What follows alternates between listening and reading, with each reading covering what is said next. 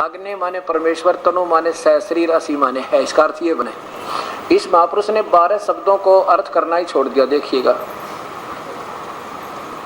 कहीं पर भी अग्नि, ये ब्रैकेट में संस्कृत है, फिर आगे हिंदी सरलार्थ है, कहीं पर भी अग्नि और तनु नहीं है।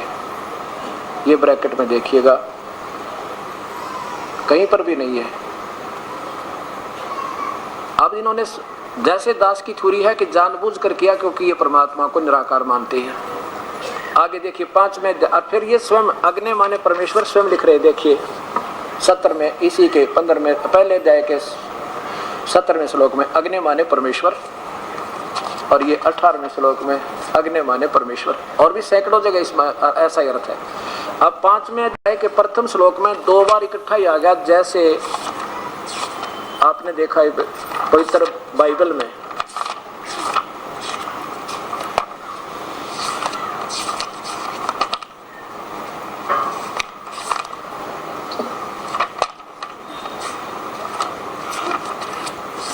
ये देखिएगा इसमें इकट्ठा ही 2 बार लिखा कि उस परमेश्वर, वो परमात्मा सशरीर है, और उस अमर पुरुष यानी सतपुरुष का वो मानव जैसा शरीर है। अब 5वां अध्याय है ये, पंचम अध्याय, 5वां, अग्नि तनुरसी विष्णुवे तवा सोमस्य तनुरसी। उस विष्णु माने सर्वपाल में करता, सोम माने अमर पुरुष यानी सतपुरुष का, तनु माने शरीर, असी माने है। अब सोम माने ये स्वयं कहते हैं। देखिएगा इसके 35, इसी के 5वें अध्याय के 35वें श्लोक में कहते हैं सोम माने परमेश्वर। ये देखिएगा ये 35वां है 5वें अध्याय का। सोम माने ऐश्वर्य देने वाले परमेश्वर, जगदीश्वर। सोमस्य माने उस भगवान का, संस्कृत में सोमस्य। अच्छा देखिए अग्नि माने परमेश्वर, 20 जगह 100 जगह लिखा है अग्नि माने, और तनु माने शरीर, असी माने है, विष्णु माने सर्वपालन करता, तवा माने उस, सोमस्य माने अमर पुरुष का, तनु माने शरीर माने, असी माने है। यह देखिएगा अब यहाँ इन्होंने सरलार्थ करना उचित समझा। फिर कैसा किया, हे मनुष्यों तुम लोग जैसे जो अभी अग्नि, यहाँ सीधा लिख देते परमेश्वर, अग्नि, और तनु माने सशरीर, असी माने है। दूसरी बात ही नहीं बनती इसकी, दूसरा अर्थ ही नहीं बन सकता। किसी शास्त्र में किसी विद्वान को दिखाओ। अभी इन्होंने सिर्फ अपनी उस थ्योरी को उत्तम रखने के लिए इस सारे को उलझाने की चेष्टा की गई इसमें। और बड़ी आत्मा तो हिंदी पढ़ेंगे, संस्कृत पढ़े कौन, इतनी कहाँ हमारी हिम्मत है कम संस्कृत को समझे। ये तो दास पे दया करी उस परमेश्वर ने, ये सत्य को आपके सामने पेश करवा रहा, और अपनी तरफ से कुछ नहीं मिला रहा, मैं इन्हीं की बता रहा हूँ। ये यहाँ तो ये बता रहे हैं और यहाँ ये बता रहे हैं। अब देखो अग्नि माने परमेश्वर, तनु माने सशरीर, असी माने है। तनु माने शरीर आप लिख रहे हैं, असी माने है। अग्नि माने परमेश्वर है ही, 20 जगह प्रमाण, तो आप भी हिंदी कर सकते हो, कोई दिक्कत नहीं। आगे देखो तवा माने उस, विष्णुवे माने परमात्मा का। इन्होंने इसके क्या लिख दिया, यज्ञ की प्रसिद्धि के लिए स्वीकार करता हूँ। सोमस्य है जगत के उत्पन्न हुए पदार्थ नहीं, उस अमर परमेश्वर का, उस जगदीश्वर का। तनु माने शरीर, असी माने है। तनु माने यहाँ पर विस्तार पूर्ण सामग्री लिख दी, तनु माने, और यहाँ शरीर लिख रहे हैं। अब इस बात का दुख हो रहा है तो वो किसी को, भाई पेट में दर्द होगा भी क्यों दिखावें, ये तो आपको किसी की पर्सनल प्रॉपर्टी नहीं है, ये तो सबका अधिकार है वेदों पे। मूल संस्कृत को हम फिर देख सकते हैं आज सब शिक्षित बहन भाई। अब इसमें 32वें श्लोक में स्पष्ट कर दिया उसका नाम कबीर है। इसी शास्त्र, इसी 5वें अध्याय के 32वें श्लोक में लिख दिया वो पाप कर्म काटने वाला और सतलोक में रहने वाला वो कबीर परमेश्वर है। 5वां अध्याय इधर देखिएगा 32वां मंत्र। कबीर उसी गसी जो परम शांतिदायक है, कबीर अंगारी असी, वो कबीर है। कबीर हम कबीर कहते हैं उसको, वो कबीर है। अंगारी माने पाप कर्मों का विनाशक, पापों का शत्रु। देखो इन्होंने क्या लिखा, हे जगदीश्वर जिस कारण आप कांति मान असी माने हैं। अंगारी माने होता है पाप कर्मों को काटने वाला। इन्होंने ये इन सत्यार प्रकाश में महर्षि जी से पूछा क्या भगवान पाप कर्म काट सकता है, इन्होंने कहा नहीं, काट नहीं सकता, इसलिए यहाँ भी उलझा लिया। इसका लिख दिया खोटे चलन वालों के शत्रु व।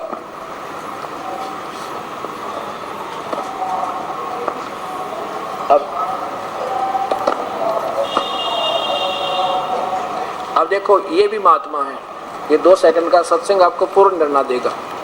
इन्होंने भी वेदों का सरलार्थ किया है, लेकिन इनके भी जहां समझ में नहीं आई गोल कर गए, और लेकिन कुछ शब्दों का ठीक किया। वेद मूर्ति तपोनिष्ठ श्री राम शर्मा, यही यजुर्वेद।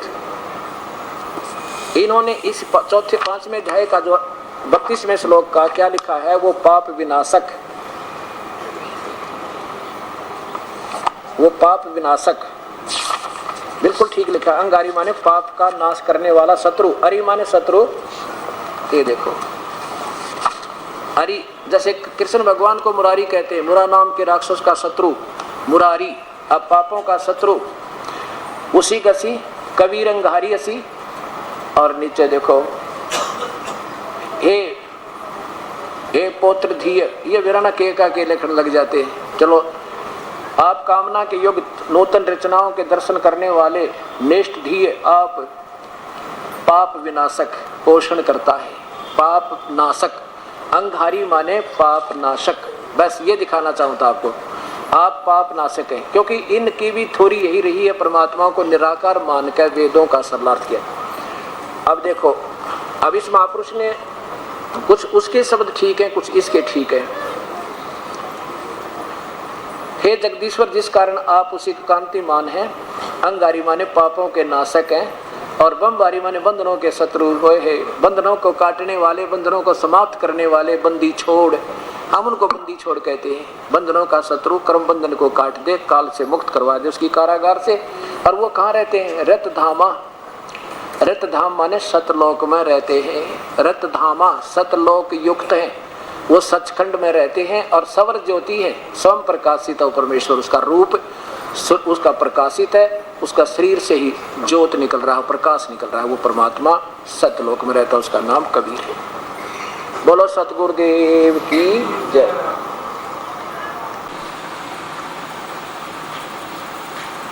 अब सभी पवित्र धर्मों के पवित्र सदग्रंथों ने प्रमाण कर दिया, और साथ में जिन महापुरुषों ने उस परमपिता को अपनी आंखों देखा, सचखंड सतलोक में, और फिर काशी के अंदर जुल्हे का कार्य करता हुआ, उन महापुरुषों ने में से आदरणीय श्री गुरु नानक देव जी का प्रमाण आपके सामने प्रस्तुत हो चुका है। और समय आने पर आने वाले सत्संग में आपको उन अन्य महापुरुषों ने का भी प्रमाण, जिन्होंने उस परमेश्वर को सतलोक में देखा और फिर यहाँ काशी में भी, और साथ में अपने अंग संग हर समय उनका आभास रहा। उनमें से कौन कौन है? आदरणीय श्री गरीबदास जी, हरियाणा छुडानी,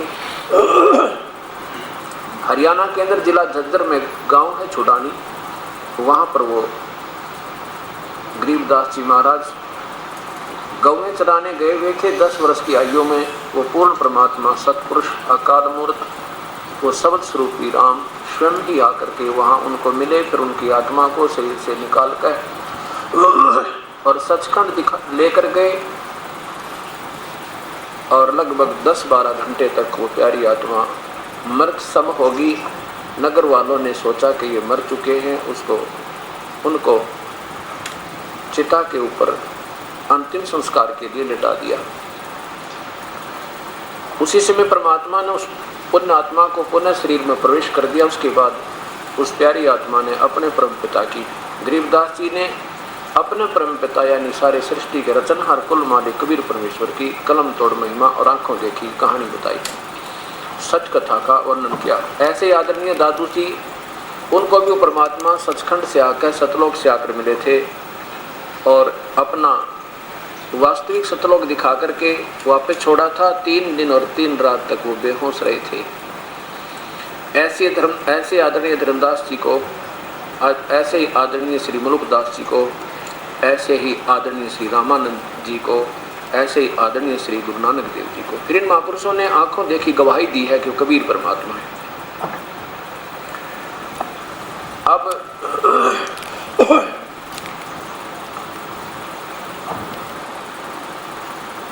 एक भक्तात्मा प्रश्न करता है कि जैसे श्री कृष्ण जी भी परमात्मा थे, प्रभु थे, ये कैसे माने कि उनमें शक्ति नहीं थी?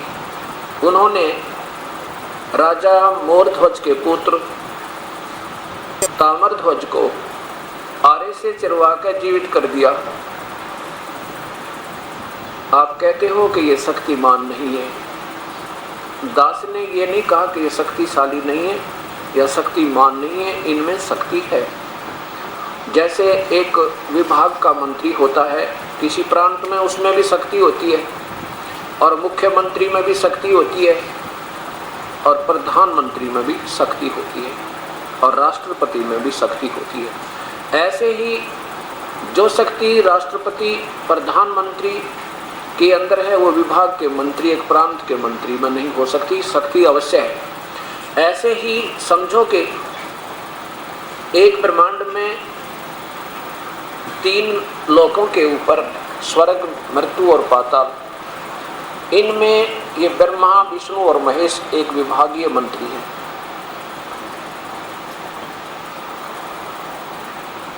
एक ब्रह्मांड का चित्र देखिए।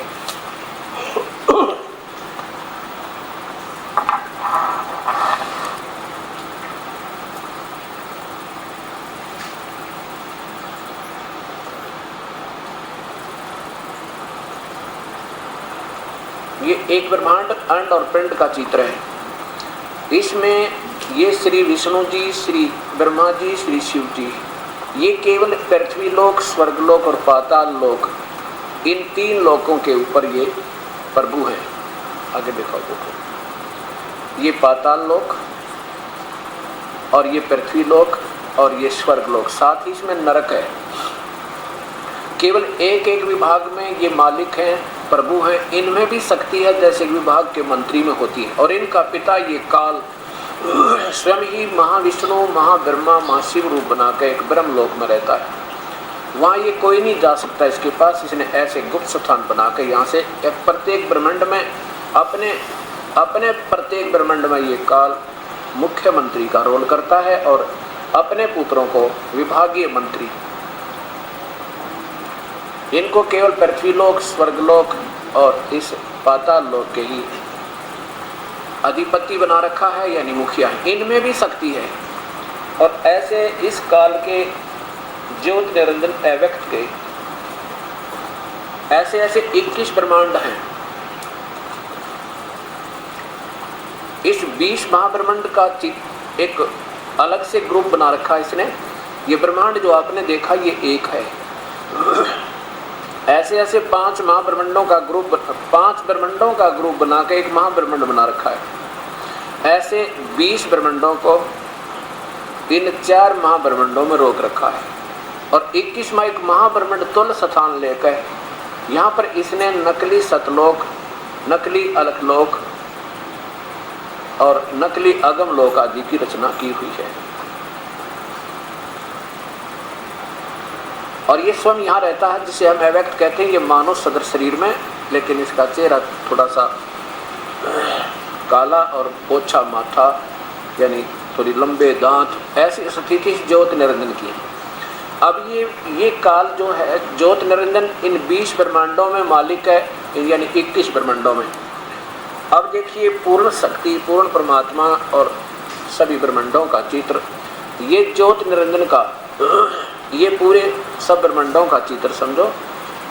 और ये देखिएगा ये ज्योत निरंजन का के 21 ब्रह्मांड इस ब्रह्म के, जिनमें ब्रह्मा विष्णु महेश केवल एक विभाग के मंत्री एक इस ब्रह्मांड में है। ऐसे ऐसे ये असंख्य ब्रह्मांड हैं जिनमें इन जैसी शक्तियां यहाँ रहती हैं।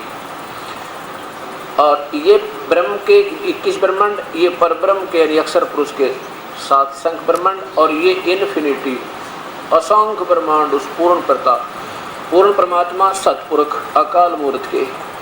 और यही परमात्मा ऊपर 3 लोकों में भी स्वयं ही अपना पार्ट अदा करता है, रोल करता है। अलख लोक, अगम लोक और ये ऊपर अनामी लोक। अब देखिएगा शक्ति का जो कारण, इसमें कितनी शक्ति है और उतनी उनमें विद्यमान है, इसमें कोई शक नहीं।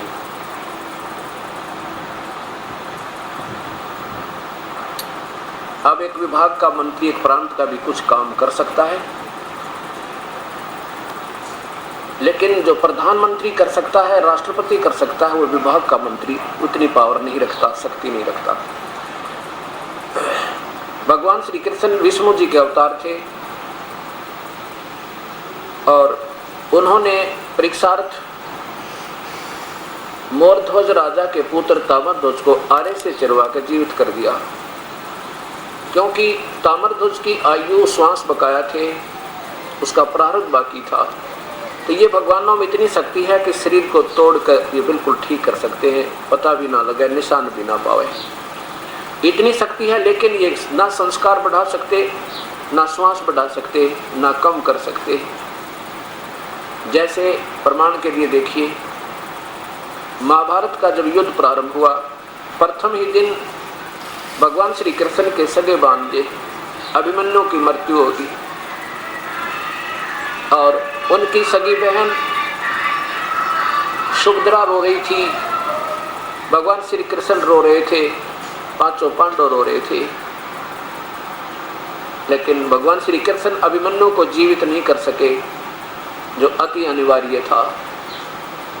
पांडवों का कुल नाश हो रहा था, लेकिन भगवान श्री कृष्ण जीवित नहीं कर सके, क्योंकि ये संस्कार पाप कर्म को कम बत्ती नहीं कर सकते। जैसा आपने अभी देखा था कि कबीर परमात्मा अपने प्यारे हंस की उम्र बढ़ा सकता है जो सतभक्ति करता है 3 नाम के मंत्र में।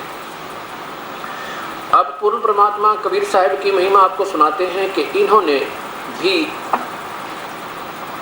अपने जीवन, जब ये यहाँ पर रहे, मानुष एक आम व्यक्ति जैसा जीवन जी कर रह रहे थे 120 वर्ष, इन्होंने ढेर सारे ऐसी ही लीलाएं की, लेकिन उन नादान गुरुओं ने अपनी महिमा बनाए रखने के लिए इस परमात्मा के सत कथाओं को दबा दिया। और अब वो समय आ गया है कि सभी समाज शिक्षित है, बहन बेटी भाई जितने बुजुर्ग नौजवान बच्चे, ये परमात्मा की प्यारी आत्मा शिक्षित हैं और इस परम पिता के सत्य ज्ञान को आज ये अपनी आंखों देख करके स्वीकार कर रहे हैं। परमात्मा पूर्ण ब्रह्म 4 युगों में आते हैं कबीर साहब। सतयुग में सत्सुकृत नाम रहा और अपना सत्य ज्ञान ऐसे ही साधारण भाषा में अपनी लोकोक्तियों के माध्यम से देते रहे, अपनी अमर वाणी के माध्यम से। त्रेता में मुनिंद्र नाम जी से आए थे, उसमें भी उन्होंने अपनी सतवाणी की रचना ऐसे ही साधारण लोकोक्तियों के माध्यम से, अमृतवाणी के माध्यम से रचित बताई थी। ऐसे ही द्वापर में भी परमात्मा आए करुणामय नाम से, और कलयुग में वो परमेश्वर कबीर नाम से आए, जो इनका वास्तविक मंत्र नाम, वास्तविक नाम है। और उस कबीर नाम से ये परमेश्वर आए, तो उन्होंने अपनी सतवाणी, अपनी सत कथाएं, सतलोक की वास्तविक रचना कैसे हुई, तो वो सब अपनी कबीर वाणी में आज विद्यमान है। ये परमात्मा जब आए हुए थे, इन्होंने ढेर सारे जो है अपनी लीलाएं की। उनमें से 2-4 आपके सामने संक्षिप्त में सुनाऊंगा। परमात्मा कबीर साहब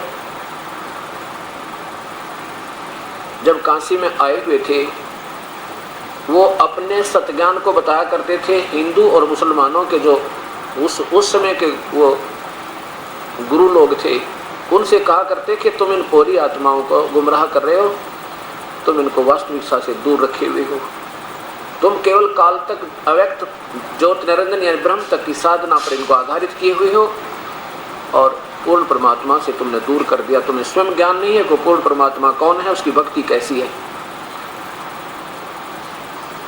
इस बात से वो वर्तमान के गुरु लोग हिंदू और मुसलमानों के ये जानकर के तुम्हारी जो झूठ, जो तुम दुनिया को गुमराह कर रहे हो, ये अब सामने आएगी और कहीं तुम्हारी बेइज्जती ना हो जाए, इस कारण से वास्तविकता को दबाकर आम जनता को कहा करते थे कि कबीर जुलाहा, ये धानक, ये तो गंवार है, अशिक्षित है, ये क्या जाने वेदों और शास्त्रों के बारे में। हम काशी विद्यापीठ पढ़े हैं। मुसलमान लोग भाई कहते थे हम कुरान शरीफ को बचपन से पढ़ते आ रहे हैं, ये क्या जाने कुरान शरीफ के बारे में, ये क्या जाने बाइबल के बारे में।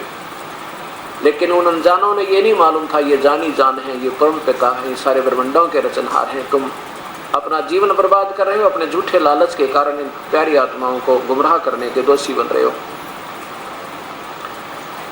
उस परम पिता की महिमा सुनाता हूं, उन्होंने किन किन को जीवित किया। किसने? कबीर परमेश्वर ने जब कलयुग में आए हुए थे। एक समय की बात है,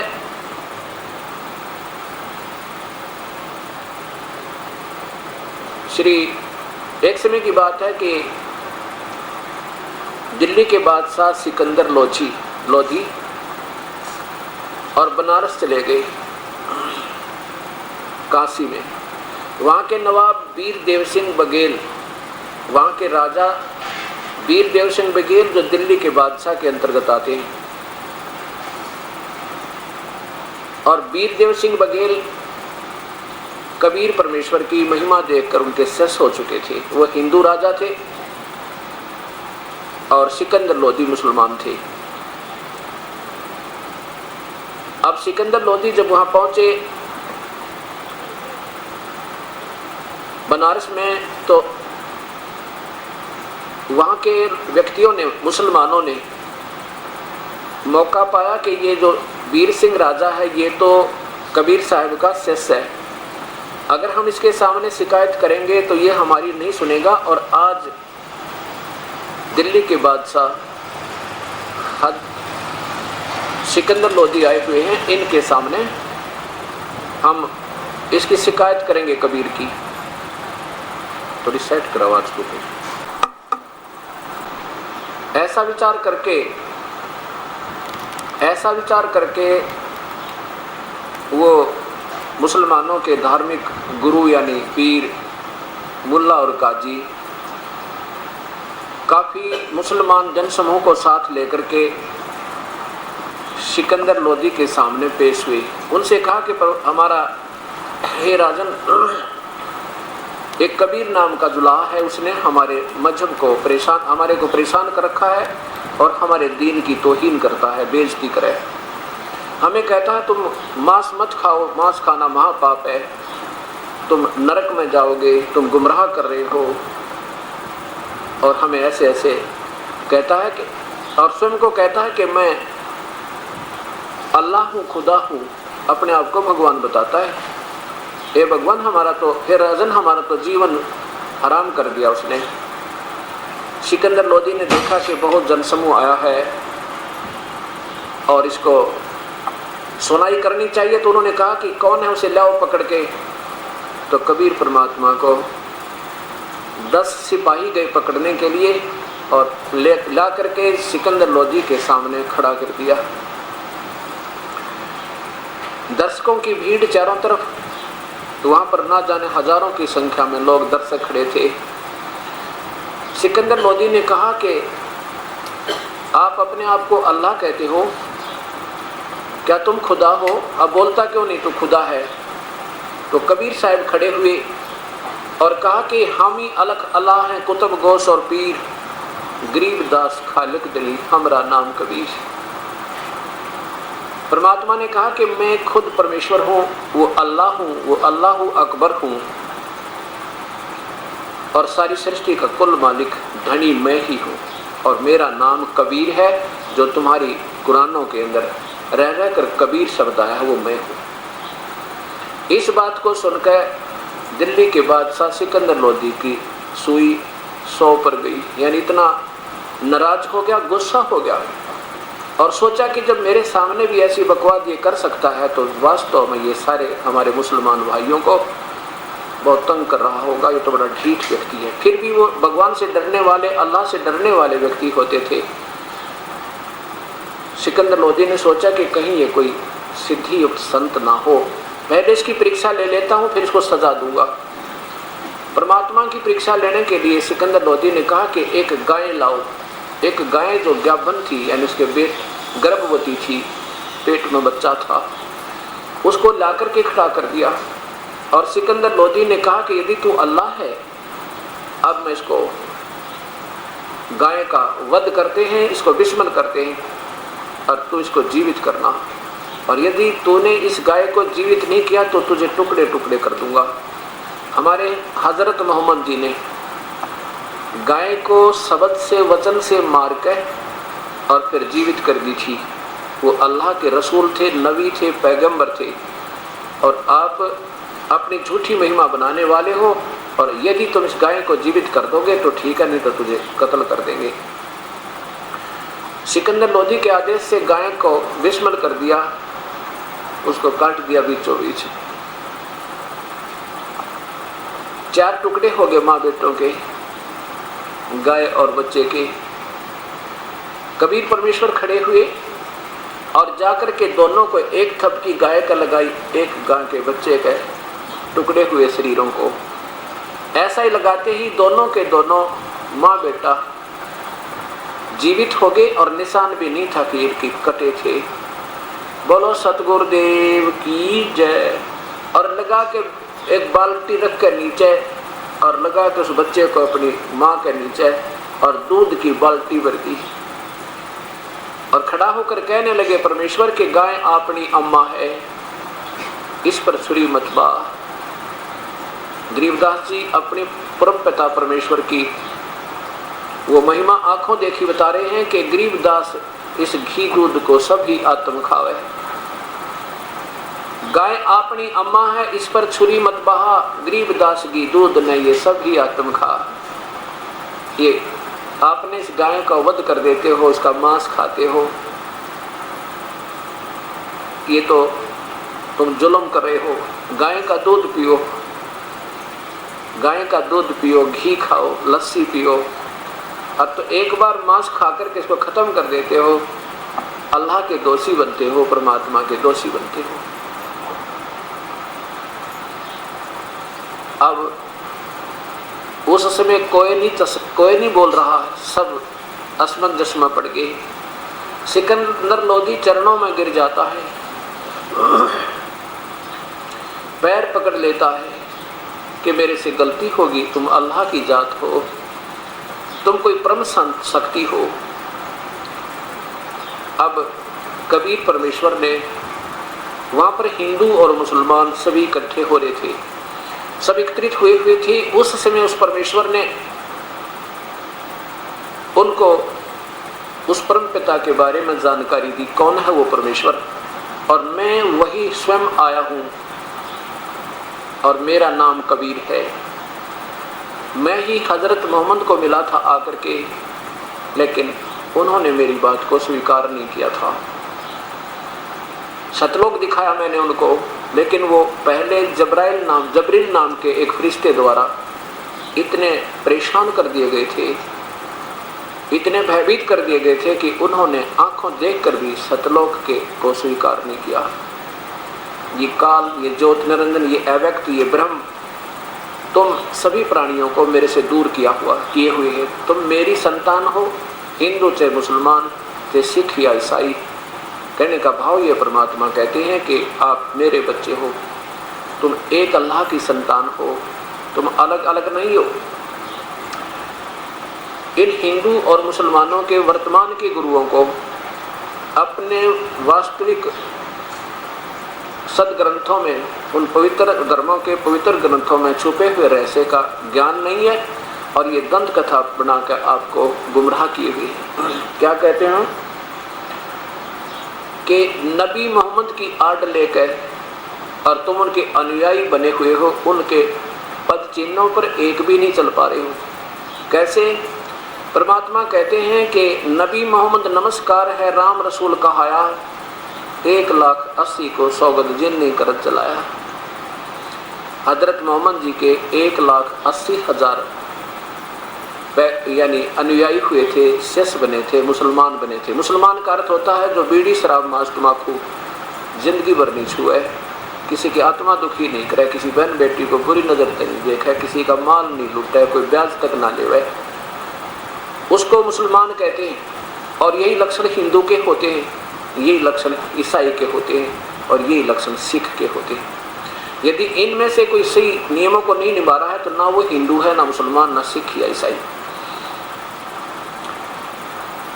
परमात्मा बता रहे हैं कि नबी मोहम्मद नमस्कार है, वो तो आदरणीय महापुरुष थे, और राम रसूल कहाया, वो तो अल्लाह के रसूल बनकर आए थे।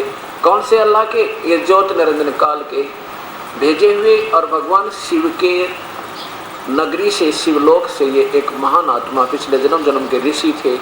उनके संस्कार, उनके पुण्य क्रम उनके साथ थे, लेकिन भविष्य में इस काल ने उनके साथ धोखा किया।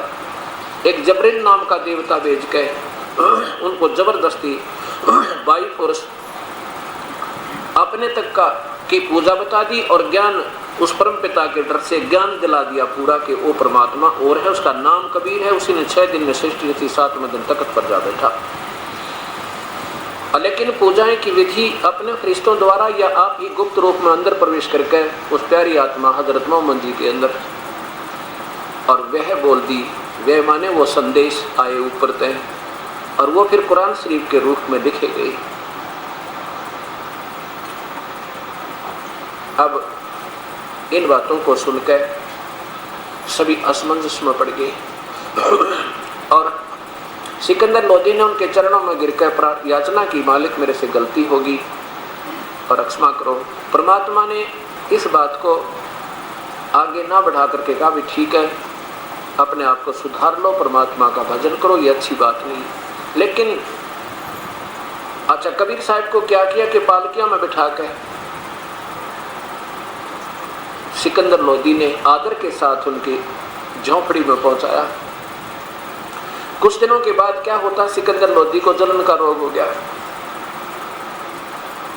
और उधर से उन काजी और मौला ने उनको बहका दिया राजा को, सिकंदर लोदी को, कि ये तो कोई जादूगर है और ये तो छोटी मोटी सिद्धियां होती हैं जो कि इसने गाय को जीवित कर दिया, ये तो कोई बड़ी बात नहीं होती। अब राजा ने तो अपने धार्मिक गुरुओं की बातों को स्वीकार करना था, बात समाप्त हुई। अब राजा को इतना भयंकर रोग हो गया, इतनी पीड़ा होगी। जलन का रोग इतना भयंकर होता है जैसे किसी की अग्नि पर, हाथ पर अग्नि गिर जाए या कोई जलता हुआ उबलता हुआ तेल गिर जाए और फिर वो जलन का जो रोग होता है, ऐसा शरीर पे, सारे शरीर के अंदर ऐसा जलन हो जाती है, ऐसी पीड़ा होती है, लेकिन ऊपर कहीं उसको जख्म दिखाई नहीं देता, पर रोग में दर्द इतना होता है, उसको जलन रोग कहते हैं। जिसके कारण राजा ने सभी वेदों से, हिंदू और मुसलमान वेदों से, और साथ में धार्मिक पीर और गुरुओं से जो भी इन काजी और मुल्लाओं ने क्रियाएं बताई वो सब पूजाएं की, सब नमाज किए, जो भी मन्नत माननी थी वो भी मानी, पर कोई राहत नहीं। हिंदू ऋषियों संतों के पास भी गए लेकिन कोई राहत नहीं। सब ये कहते थे कि आपका ये प्रारब्ध है, ये आपने भोगना पड़ेगा, कर्म दंड नहीं कट सकते, और कर्म दंड काटने वाले कबीर परमेश्वर हैं, उनके बिना कोई कर्म दंड, कोई कर्म पाप को नहीं समाप्त कर सकता, पाप नाश नहीं कर सकता। एक दिन किसी ने बताया कि काशी में एक बहुत बड़े महापुरुष रहते हैं, राजन अगर वो कृपा बख्श दें, वो मेहर करें तो आपका रोग दूर हो सके। सिकंदर लोदी ने सोचा भी चलो चलते हैं, और अपने सैनिक भेज करके 2 सैनिक भेजे। राजा वीर देव सिंह बघेल को कहा कि उनको संदेशा दे दो कि मैं आ रहा हूँ, और पीछे से सिकंदर लोदी हजारों अंगरक्षकों को साथ लेकर के हाथी पर बैठकर रवाना होता है। जब वीर सिंह के पास पहुंचा तो वीर सिंह ने उनकी हाजिरी में यानी खातिरदारी में उनकी आवभगत के लिए पूरी मेज पर नाना प्रकार के भोजन लगा दिए। सिकंदर लोदी ने कहा कि वीर देव सिंह, मैं कुछ नहीं खा सकता, अब मैं तो ना मर रहा हूँ ना जीवित रह रहा हूँ, ऐसी स्थिति मेरी हो रही है, मैं बहुत दुखी हूँ। मैंने सुना कि यहाँ कोई ऐसा महापुरुष है जिसका नाम कबीर है, वो परम संत बताए, और आप जानते होंगे उनमें कोई शक्ति है या नहीं, मैं उनके पास अपने दुख निवारण के लिए आया हूँ। अब इस बात को सुनकर वीरदेव सिंह बघेल की आंखों में पानी भराया और कहा, राजन आप ठीक ठिकाना आ गई, ये वही परमेश्वर है जिसने उस दिन गाय जीवित की थी। ये कई वर्ष की बात हो गई थी, राजा को याद नहीं रही थी। अब उसको फिर ये याद आई कि ये वही कबीर है जिसने वो गाय जीवित की थी, और मेरे पूज्य गुरुदेव भी हैं। इस बात को सुनकर सिकंदर लोदी को कुछ आशा हुई आशा का चिराग जगा के अब मेरा शायद कष्ट निवारण हो जाए। उनके साथ सिकंदर लोदी के साथ एक शेख तकी नाम के उनके धार्मिक गुरु भी साथ थे, पीर भी साथ थे, और वो एक नंबर के पीर पूरे हिंदुस्तान के मुसलमानों के सरताज थे। उसकी सब एक एक शब्द को सब हर मुसलमान मानता था, शेख तकी की। और शेख तकी राजा सिकंदर लोदी के साथ रहते थे। अब सिकंदर लोदी ने कहा कि वीर सिंह एक बार उस महापुरुष को यहाँ बुला दो। वीर सिंह ने कहा वैसे तो आपका हुक्म सिरोधारी है राजन, क्योंकि मैं आपका नौकर, आप मेरे महाराजा हो। और लेकिन कहा कि संतों को बुलाना नहीं चाहिए, स्वयं जाना चाहिए। यदि मैं उनको आदेश दे भी दूँ, बुला भी लूँगा और वो आ भी जाएंगे तो उनके मन में अगर ये आ गया ना इन्होंने अपने राज एम से मुझे बुलाया है और ये कोई आशीर्वाद नहीं देंगे तो बुलाना आना और ना आना बराबर रहेगा। अब सिकंदर लोदी समझदार थे, कुछ दुखी गणे थे, कहने लगे फिर मत बुलाना, हम चलते हैं। जब इतनी दूर आगे 800 किलोमीटर और चलेंगे जहाँ उनका निवास होगा। सिकंदर वीर सिंह ने कहा कि वो इस समय शाम के समय अपने गुरुदेव रामानंद जी के आश्रम में आते हैं। रामानंद जी उस समय लगभग 100 से ऊपर की आयु के हो चुके थे, 120-30 साल की उम्र के। और रामानंद जी पहले अन्य जाति वालों को उपदेश दीक्षा नहीं देते थे, केवल पंडितों को देते थे, वो ब्राह्मण जाति से थे। परमात्मा कबीर साहब ने उनका ये भ्रम निवारण किया था। उसके बाद उन्होंने हिंदुओं को, चाहे वो किसी भी जाति से संबंधित था, उपदेश देना स्वीकार कर दिया था। लेकिन मुसलमानों से नफरत फिर भी रखते थे। कौन? श्री रामानंद जी महाराज। और कबीर परमात्मा चाहते थे पूज्य गुरुदेव की ये भी आंट निकल जाता कि ये मुक्त हो जाएं। जब तक हमारे अंदर राग और द्वेष और ईर्षा ये द्वितीय भाव रहेगा हम कभी पार नहीं हो सकते थे। 70 जन्म लगे रहे। इस लीला का परमात्मा ने करने का यही उद्देश्य था कि एक तीर से 2 शिकार हुए, सिकंदर लोदी भी सीधा हो जाए और पूज्य गुरुदेव की यह आंट निकल जाए कि मुसलमानों से नफरत करते हैं। अब सिकंदर लोधी से वीर सिंह ने कहा कि वहाँ रामानंद जी के आश्रम में इसमें मिलते हैं, गुरुदेव रोज ही आते हैं कबीर परमेश्वर। और सिकंदर लोधी को लेकर के रामानंद जी के आश्रम के द्वार पर पहुंच जाते हैं। वीर सिंह जी ने वहाँ के सब नियमों का, कानून का पता था, आश्रम के रूल का, नियम का। वीर सिंह जी ने कहा कि स्वामी जी रामानंद जी आश्रम में हैं और या कबीर साहब भी आ चुके हैं क्या? तो जो सेवक बैठा था गेट पर उसने कहा राजन स्वामी जी तो अंदर हैं रामानंद जी, लेकिन कबीर साहब अभी नहीं आए हैं। किस समय आएंगे? अब उनका कोई पता नहीं, आना हो तो अभी आ जाएं और ना हो तो घंटा नहीं आएंगे अवश्य, क्योंकि वो डेली आते हैं, प्रतिदिन आते हैं, कभी नागा नहीं करते और समय उनका हो चुका है। तो सिकंदर लोदी ने कहा कि चलो अंदर विश्राम कर लेते हैं, आश्रम में बैठ जाते हैं। वीर सिंह से कहा, वीर सिंह ने कहा जाओ स्वामी जी से आज्ञा लेकर आओ कि हम दिल्ली के बादशाह सिकंदर लोदी और ये दास भी आए हैं और इनके आश्रम में कुछ समय उनका दर्शन भी करना चाहते हैं और कुछ समय इंतजार करना चाहते हैं, क्या आज्ञा है वो हमें बताओ आके। अब सेवक अंदर गया, उसने रामानंद जी से कहा कि स्वामी जी ऐसे ऐसे वीरदेव सिंह बघेल के साथ दिल्ली के बादशाह सिकंदर लोदी आए हैं, आपका दर्शन करना चाहते हैं। तो श्री रामानंद जी एकदम नाराज होकर कहने लगे कि कह दो उस मुसलमान को अंदर नहीं आ सकता, वो मांसाहारी प्राणी हिंदुओं के आश्रम में प्रवेश नहीं कर सकते और बाहर बैठ के इंतजार कर लेगा, मैं उनकी शक्ल भी नहीं देखना चाहता। इतने नफरत भरे वचन कहे किसने? स्वामी रामानंद जी ने। और थोड़ी सी दूरी पर गेट था, ज्यादा देर दूरी नहीं थी। इस आवाज को सिकंदर लोधी भी सुन रहा था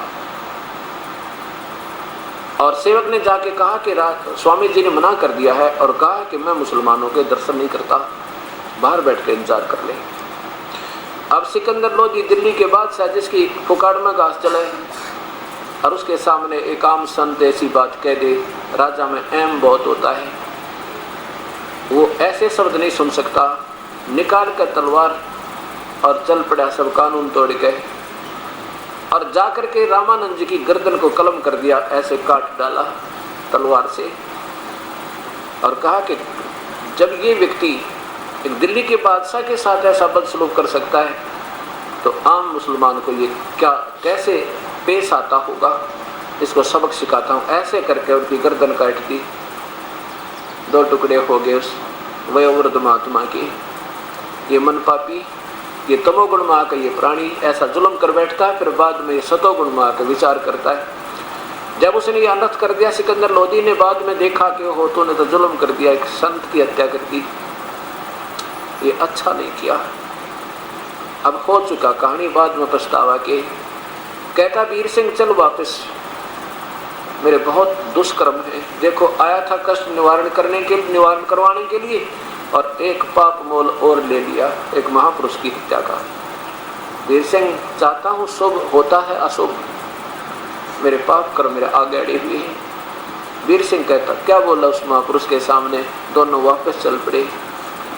वापस चले तो जो ही आश्रम से बाहर आए तो सामने वो परमेश्वर, वो दयालु परमेश्वर, वो करीम, वो बेऐब परवरदिगार, हक्का कबीर करीम तू बेऐब परवरदिगार, वो सामने आ रहे हैं। वीरदेव सिंह ने कहा कि ये देखो जी माँ कबीर परमात्मा हमारे गुरुदेव आ गए, ये सामने आ रहे, बिल्कुल थोड़ी सी दूरी पर ही सामने दर्शन हो गए।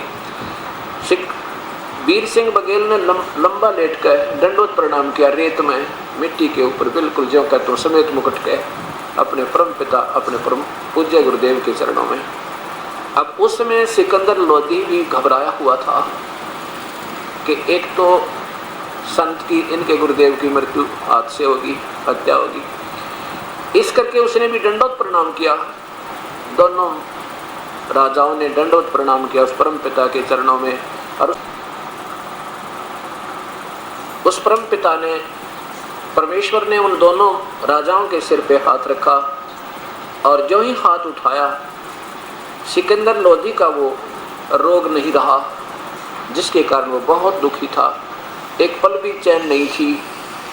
ऐसे ही लेटे लेटे चरणों में पड़े पड़े उस सिकंदर लोधी ने जान लिया कि ये परम पिता है, ये पूर्ण ब्रह्म, ये परवरदिगार आए हैं। केवल सप्रश मात्र से तेरा वो वर्षों से कष्ट में रोग समाप्त हो गया। अब कहते हैं ये भी एक गुण परमेश्वर का होता है। चरणों में पड़े पड़े रो रहा है सिकंदर लोधी और कह रहा परवरदिगार मेरे से गलती होगी, मैं पापी आत्मा हूँ, मुझे क्षमा कर दो। जानी जान परमेश्वर कबीर साहब ने कहा कोई बात नहीं राजन, क्या गलती होगी, आप सभी गलती के पुतले हैं, और जो अपनी गलती को मान लेता है वो महान होते हैं। सिकंदर लोधी कहता नहीं मालिक, मैं तो बहुत पापी आत्मा हूँ, मेरे जैसा नीच कोई नहीं है, क्योंकि परमात्मा के सामने आत्मा निर्मल हो जाती है और केवल वही बातें बोलती है तो उसे बोलना चाहिए था। मुझे क्षमा करो, मुझे क्षमा करो मालिक, क्षमा करो परवरदिगार। कबीर साहब बोले भी कर दिया क्षमा। हक नहीं, मुझे क्षमा नहीं कर सकते, मैं बहुत पाप किए हुए हैं, मेरे से बड़ा जुल्म हो गया है दाता। कबीर साहब ने कहा कि मुझे सब माफ़ कर दिया तेरा, तूने जो भी जुल्म किया है, उठो कोई बात नहीं। तब क्या बताया कि परवरदिगार मैं ऐसे ऐसे बहुत दुखी प्राणी हूँ, और वो कष्ट तो आपने मेरा निवारण कर दिया जिसके लिए मैं भ्रम भटक रहा था। मेरे शरीर में बहुत वर्षों से कष्ट, बहुत ज़्यादा सा खतरनाक रोग था, असाध्य रोग था, वो तो आपके सप्रश मात्र से दूर हुआ। मैं और ये वीरदेव सिंह बघेल आपके दर्शनार्थ आपके पूज्य गुरुदेव के इस आश्रम में पहुँचे, तो इन्होंने मेरे साथ, आपके गुरुदेव ने मेरे साथ बदतमीजी की। इन्होंने ऐसे आप शब्द कहे कि मैं मुसलमानों के दर्शन नहीं करता, ये मांस खाते हैं, नीच आत्मा है, और इन्होंने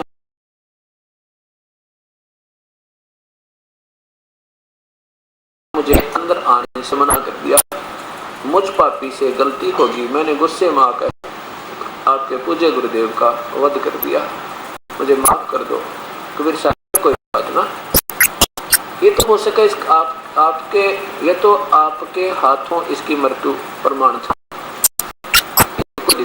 ये तो एक दूसरे का आप लोग कर्म संस्कार भोग रहे थे।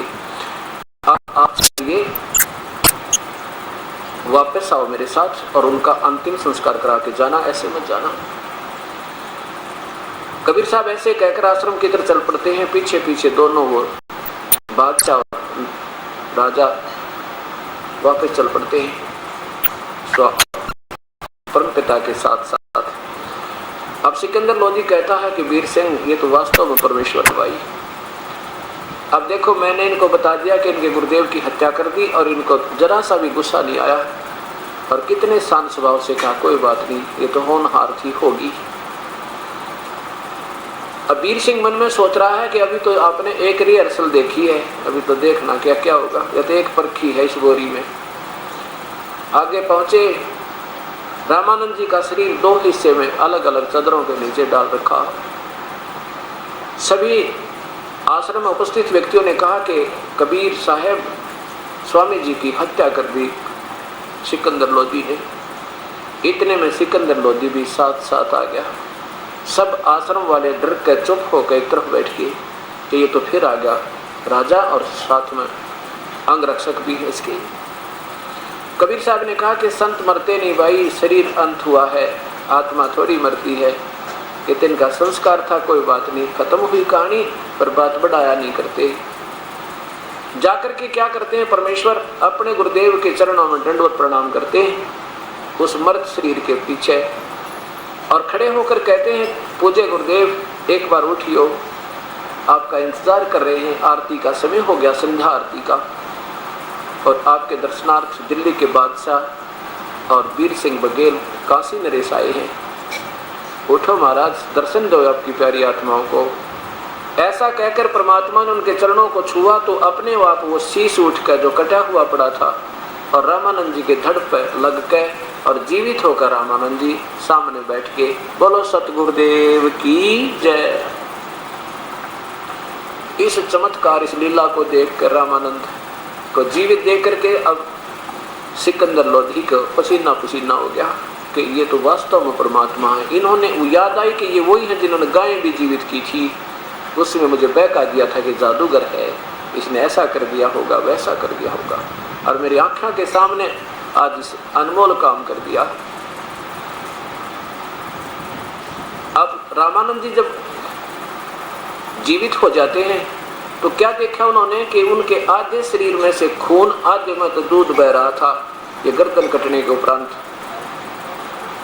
रामानंद जी ने कबीर साहब से पूछा कि हे कबीर, हे भगवान, ये क्या माजरा है कि मेरे शरीर से आधा खून और आधा दूध निकला है। कबीर साहब ने कहा, परवरदिगार आप जानी जान हो, मैं तो आपका बच्चा हूँ। हे गुरुदेव, अभी तक आप हिंदुओं को तो प्यार करते हो और मुसलमानों से द्वेष करते थे, और जब तक हमारे अंदर द्वितीय भाव रहेगा, राग और द्वेष रहेगा, हम प्रभु प्राप्ति 70 जन्म नहीं कर सकते।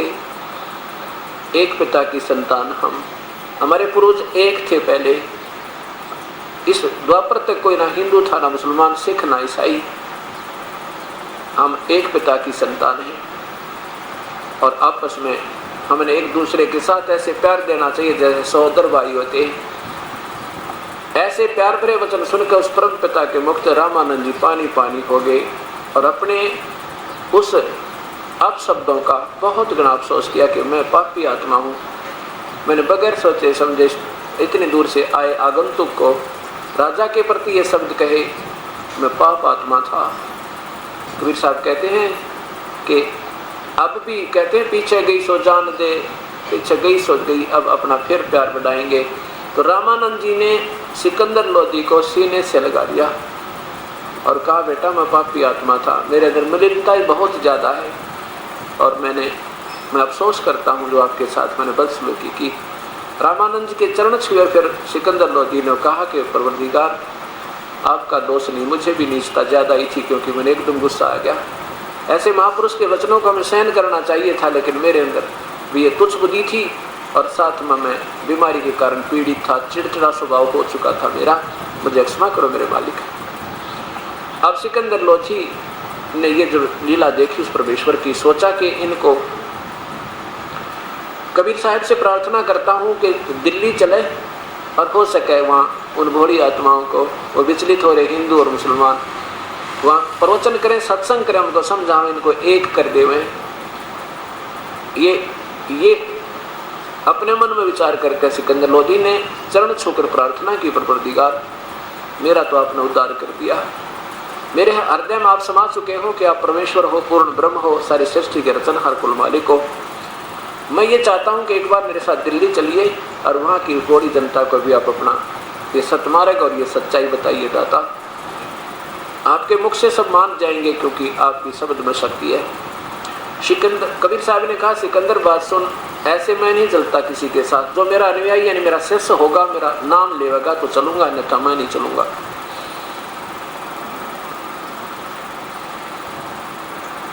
अब सिकंदर लोधी कहने लगा, परवरदिगार कैसे नाम लूं मैं आपका, मैं तो मुसलमान हूं और हमारे मजहब में हम किसी का उपदेश नहीं ले सकते। कबीर साहब कहने लगे, तुम मुसलमान नहीं हो। मुसलमान वो है जो बीड़ी शराब मांस तम्बाकू छुआ नहीं और किसी की आत्मा काल नहीं करे। मुसलमान वो है जो हजरत मोहम्मद जी के हर नियम को पालन करे। मुसलमान तुम्हें मैं बनाऊंगा ये सारी बुराई छुटा के, और वो सत भक्ति दूंगा जिस जो आज तक किसी को प्राप्त नहीं हुई, नहीं तो मैं तेरे साथ नहीं चलूंगा। अब सिकंदर लोधी ने सोचा कि भी ऐसे महापुरुष और जिन्होंने मुझे जीवन दान दिया, आज कल तड़प के मृत्यु हो जाती, ना जाने कहाँ मेरा जन्म होता, कौन मजहब और कौन ये कौम साथ देती। ये सब विचार करके कहा, परवरदिगार मैं आपका बच्चा, आप मेरे परम पिता, मुझे उपदेश दो। कबीर साहब ने कहा, तुम मुसलमान बनकर हो, ये बुराइयां त्याग दो और भजन करो उस परमेश्वर का जैसे मैं बताऊं। सिकंदर लोधी ने स्वीकार किया और कबीर परमेश्वर ने उनके साथ दिल्ली आने के लिए सहमति दे दी। अब सिकंदर लोधी के जो धार्मिक गुरु थे शेख तकी, अब उनको आग लगी कि इन्होंने तो कोई और गुरु बना लिया और अब तेरी महिमा कम हो जाएगी, तेरी चवन्नी जाएगी और तेरी प्रभुता कम हो जाएगी। और ये तो कबीर के ऊपर आसक्त हो गया। कबीर साहब को सिकंदर लोधी ने अपनी हाथी वाली अंबारी यानी अपने निजी रूम में, अपने निजी कमरे में हाथी के ऊपर बैठाया और दिल्ली की तरफ प्रस्थान किया। रास्ते में चलते चलते आकर के एक दरिया के ऊपर शाम ने पड़ाव किया और सुबह कोई खाना बना रहे थे, कोई नहा रहा था, कोई धो रहा था। तो सिकंदर लोधी सुबह सुबह शेख तकी के पास प्रणाम करने जाते थे। जब ही शेख तकी के पास सिकंदर लोधी अपने धार्मिक गुरु के पास प्रणाम करने गए तो शेख तकी ने मुंह चढ़ा रखा और बोला नहीं। सिकंदर लोधी ने कहा, क्या बात होगी पर पीर जी, क्या दिक्कत आ गई, क्या बात है, आप मेरे से नाराज क्यों हो गए? शेख तकी ने कहा कि तुझे गुरु मिल गया है, क्या जरूरत है हमारे मुसलमान पीरों की, तुझे तो ये काफिर गुरु मिल गया है, आप तो उसी को सिर पर रखे हुए हो। राजन, आप अपने आप को संभाल ले, आप काफिर हो गए हो, आपने एक हिंदू की बात को मान लिया है और जाकर के सारे समाज को बता दूंगा कि राजा काफिर हो गया है। तो सिकंदर लोधी कहने लगे, देखो बात सुनो, ये आम व्यक्ति नहीं है, ये बहुत परम शक्ति युक्त और परमात्मा तुल्य हैं और मेरा जो असाध्य रोग था इन्होंने हाथ लगाते ठीक कर दिया और मेरे हाथ से सिकंदर उस रामानंद जी का वध हो गया था, इन्होंने छू मंत्र करके वो जीवित कर दिए। बताओ मैं कैसे नहीं मानूं इनको भगवान के तुल्य, कैसे ना मानूं इनको मैं अल्लाह की जात।